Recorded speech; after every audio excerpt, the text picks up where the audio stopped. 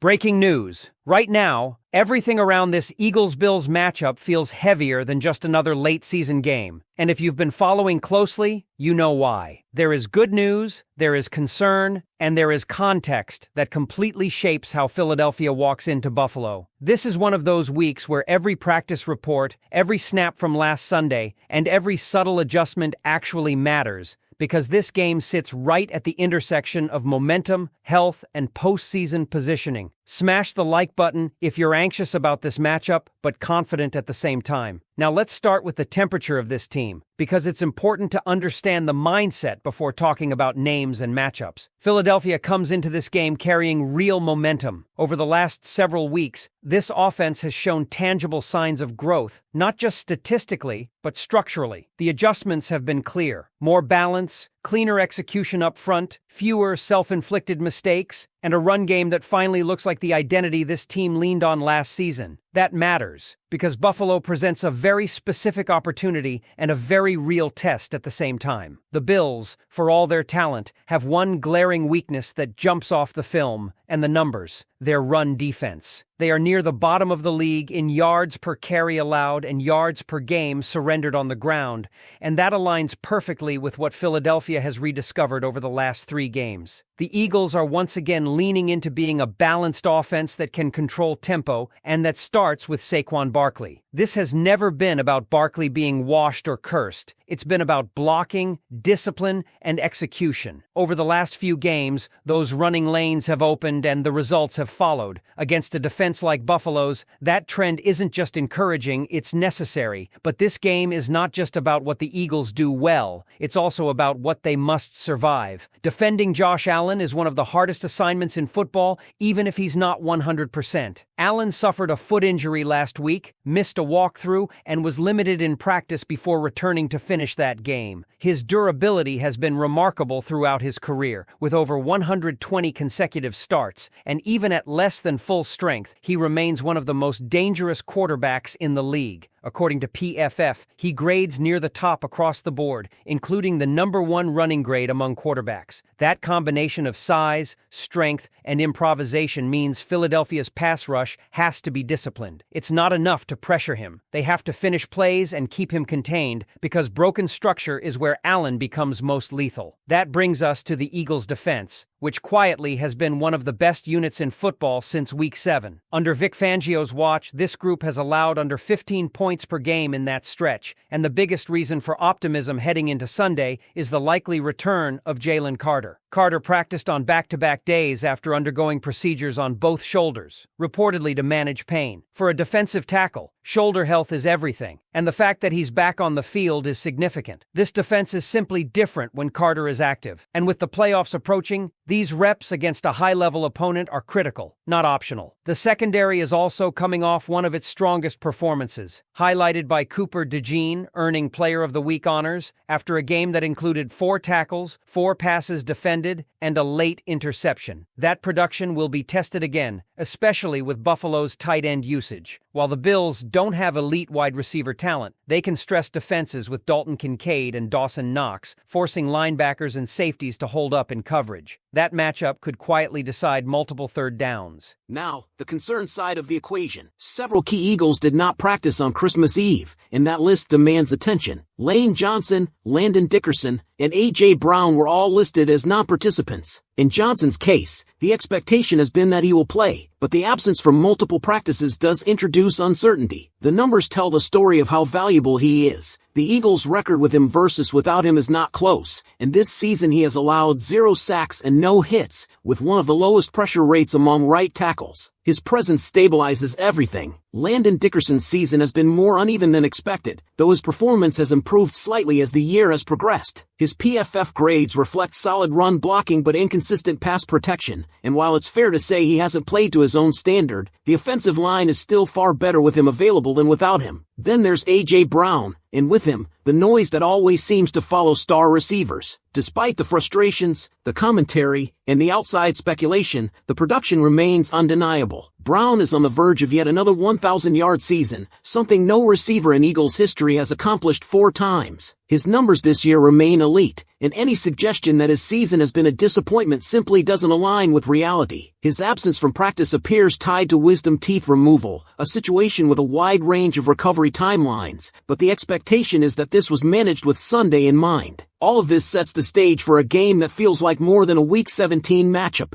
It's a measuring stick for Philadelphia's adjustments, a test of their depth and health, and a preview of the level of execution required once the postseason arrives. The Eagles have the momentum, the schematic advantages, and a defense playing at an elite level, but they are walking into hostile conditions, facing a quarterback who can flip a game in minutes, and relying on several key players trending toward availability rather than certainty. So when you look at everything on the table right now, the good, the bad, and the unresolved, how confident are you in the Eagles' ability to impose their identity in Buffalo? And what do you think ultimately decides this game from Philadelphia's perspective? The other layer that can't be ignored as this game approaches is how narrow the margins are going to be, especially once weather enters the equation. This isn't a clean, climate-controlled matchup where everything goes according to script. Late afternoon turning into evening in Buffalo means wind, cold, and potentially freezing rain transitioning to snow. That reality changes how both coaching staffs think, how quarterbacks operate, and how much value there is in simply staying patient. For Philadelphia, that should reinforce what they've rediscovered recently rather than distract from it. When weather limits explosiveness through the air, games often tilt toward physicality and discipline. That puts even more weight on the Eagles' ability to stay balanced and avoid negative plays. One of the most underrated storylines here is kicking. Jake Elliott is coming off a rough performance, with multiple misses, and his long-range numbers over the last 2 seasons haven't been where anyone wants them to be. Yet context matters. When the pressure has been highest in his career, especially in the postseason, he has delivered at an elite rate. The staff standing behind him publicly is intentional. Confidence, especially for a kicker in bad weather, is not a luxury, it's a necessity. Situational football is going to loom large. Red zone efficiency, third down conversions, and turnover margin may ultimately decide this game more than raw yardage. Buffalo's defense, despite giving up yards and points, excels at forcing turnovers. They thrive on capitalizing on mistakes rather than dominating snap to snap. That means ball security for Jalen Hurts and clean exchanges in the run game are non-negotiable. Philadelphia doesn't need to be perfect, but they cannot be careless. Defensively, the challenge is maintaining structure for 4 quarters. Josh Allen is at his most dangerous when defenses lose discipline late in downs. Pass rush lanes that look good on paper can collapse in a second if containment breaks, and that's when Allen's physicality becomes a weapon. This is where the return of Jalen Carter matters beyond just pressure. His presence changes how Buffalo can block, how quickly plays need to develop, and how much freedom Allen has to step up or escape. Combined with the level of play this defense has shown since Week 7, there's a legitimate case that Philadelphia can control large stretches of this game if they stay patient. There's also a psychological component that's easy to overlook. Buffalo is fighting for positioning, Philadelphia is doing the same, but the pressure manifests differently. The Eagles are trying to prove that the adjustments of the last few weeks are real and sustainable. This isn't about style points anymore. It's about showing that this team can win different types of games against different types of opponents. Winning a gritty, cold, physical road game against a quarterback like Josh Allen sends a message not just to the conference, but internally, to a locker room that understands exactly what January football demands. At the same time, nothing about this matchup allows for complacency. Even a limited Josh Allen is capable of game-changing moments. Even an average receiving group can look dangerous if coverage communication slips. Even a defense that struggles against the run can flip momentum with one forced fumble or tipped interception. That's why this game feels like such an important snapshot of who the Eagles really are right now. Not who they were earlier in the season, and not who fans hope they'll be in the playoffs, but who they are today. When you step back and connect all of these threads, the picture becomes clear. Philadelphia enters this game with real momentum, a defense playing at a championship level, and an offense that is finally rediscovering its balance. They also enter it with questions about health, execution under pressure, and how they respond when conditions are less than ideal. That combination is exactly what makes this matchup so compelling and so revealing. What also deserves attention as this conversation continues is how much this game exposes the maturity of this roster, especially in moments where things don't go according to plan. Every contender faces adversity late in the season, but not every team responds the same way when a drive stalls, when a kick misses, or when a star player is limited. Philadelphia has been through those moments already this year, and that experience is quietly shaping how they approach games like this one. Look at how the offense has evolved emotionally, not just schematically. Earlier in the season, frustration was visible when drives didn't end in points. Recently, that urgency has been channeled into patience. There's a noticeable difference in how Jalen Hurts is managing situations, taking what the defense gives him, and trusting that the run game and defense will eventually tilt the field. Against a Bills team that thrives on turnovers, that composure becomes one of the Eagles' most important assets. Forcing throws, pressing for explosive plays in bad conditions, or abandoning balance would play directly into Buffalo's hands. This is also where coaching becomes central to the outcome. Nick Sirianni and his staff understand the importance of staying true to identity, especially on the road. The temptation in a marquee matchup is always to prove something, to outgun the opponent or make a statement early. But the smarter path in Buffalo is a controlled one. Shorten the game, lean on the offensive line, and trust that sustained pressure eventually cracks a defense that has struggled against the run all season. This isn't about playing conservatively, it's about playing deliberately. Defensively, the communication and cohesion this unit has built since mid-season will be tested in subtle ways. Buffalo's offense isn't loaded with star wide receivers, but they are efficient at creating mismatches, especially with tight ends and backs out of the backfield. That means linebackers and safeties must be decisive, not hesitant. One step late in this weather can be the difference between a routine tackle and a first down that extends a drive. The encouraging sign for Philadelphia is that this defense has shown discipline and adaptability, two traits that often separate good teams from great ones in December. There's also a long-term lens that fans should keep in mind. This game is valuable regardless of the final score because it provides clarity. It shows what holds up against elite competition and adverse conditions,